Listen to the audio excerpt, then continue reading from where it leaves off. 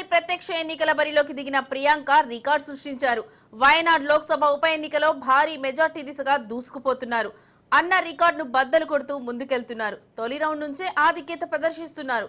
Round round కు ఆధిక్యతను పెంచుకుంటూ పోతున్నారు. 3,94,000 భారీ ఆధిక్యతతో కొనసాగుతున్నారు.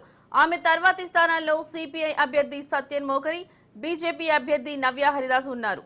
గత ఎన్నికలో వయనాడ్లో రాహుల్ గాంధీ 3,64,000 ఓట్ల మెజార్టీ సాధించారు. ఇప్పుడు దానిని బ్రేక్ చేస్తూ ప్రియాంక గాంధీ దూసుకుపోతున్నారు.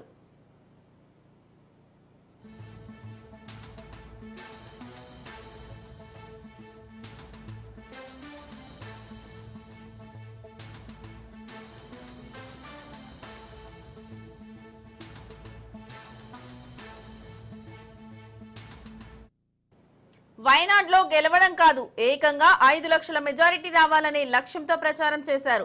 స్వయంగా సోనియా గాంధీనే ప్రచారానికి వచ్చారు. వయనాడ్ ఉప ఎన్నికలో మొత్తం 16 మంది అభ్యర్థులు పోటీకి దిగారు. 16 మంది పోటీలో ఉన్నా అదంతా నామమాత్రమే అంటున్నారు రాజకీయ విశ్లేషకులు. అందుకు తగ్గట్టే భారీ ఆధిక్యంలో కొనసాగుతున్నారు ప్రియాంక.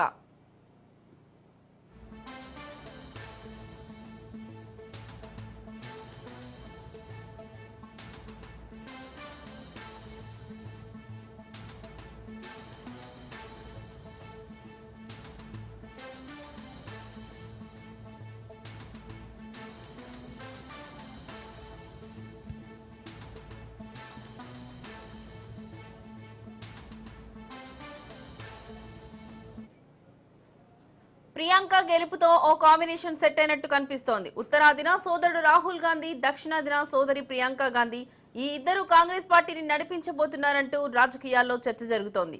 ఉత్తరాదిన పార్టీపై రాహుల్ గాంధీ ఫోకస్ పెడితే, దక్షిణ భారతదేశంలో ప్రియాంక గాంధీ పార్టీని లీడ్ చేస్తారని చెబుతున్నారు. ఇక ఇదే అంశానికి సంబంధించిన మరింత సమాచారం మా ప్రతినిధి రాజు లైవ్ ద్వారా అందిస్తారు. రాజు, చెప్పండి, అక్కడున్న తాజా సమాచారం ఏంటి? లక్ష్మి, వయనాడ్ లో రాహుల్ గాంధీ రికార్డు బద్దలు చేసింది ప్రియాంక గాంధీ అని కూడా చెప్పవచ్చు. మనము ఆమె గెలుపు ఆల్రెడీ ఇంకా అయిపోయింది, ఆల్మోస్ట్ ఇంకా ప్రకటనే తర్వాయి అన్నట్టుగా కూడా అక్కడ మారిపోయింది. రౌండ్ కు కూడా ఆమె తన ప్రత్యర్థులపై ఆధిక్యాన్ని కొనసాగుతూ వస్తా ఉంది. ముఖ్యంగా చాలా మంది కూడా ఊహించడం జరిగింది, ఇక్కడ బీజేపీ గట్టి పోటీ ఇస్తుంది ప్రియాంక గాంధీకి అని చెప్పేసి కూడా బీజేపీ హైకమాండ్ కావచ్చు, అదేవిధంగా ఇది కాంగ్రెస్ నేతలు కూడా భావించడం జరిగింది. అయినప్పటికీ ఇక్కడ అనూహ్యంగా అక్కడ బీజేపీ అభ్యర్థి 3rd ప్లేస్ కు వెళ్ళడం జరిగింది.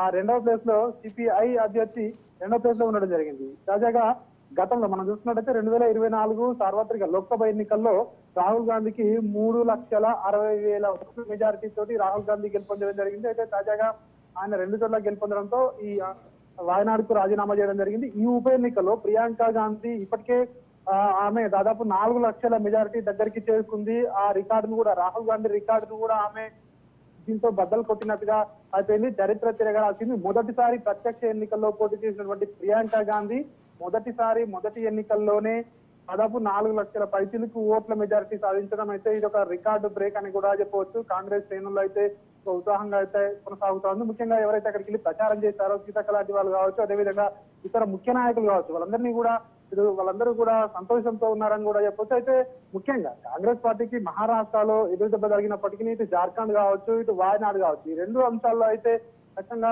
కాంగ్రెస్ పార్టీ శ్రేణులు అయితే ఒకంత సంతోషంగా ఉన్నట్టు చెప్తున్నారు. మొత్తానికైతే ప్రియాంక గాంధీ ఆ రికార్డు స్థాయి ఓట్లు సాధించడం, అదేవిధంగా ఆమె మెజారిటీ అయితే రాహుల్ గాంధీకి మించి మెజారిటీ రావడం.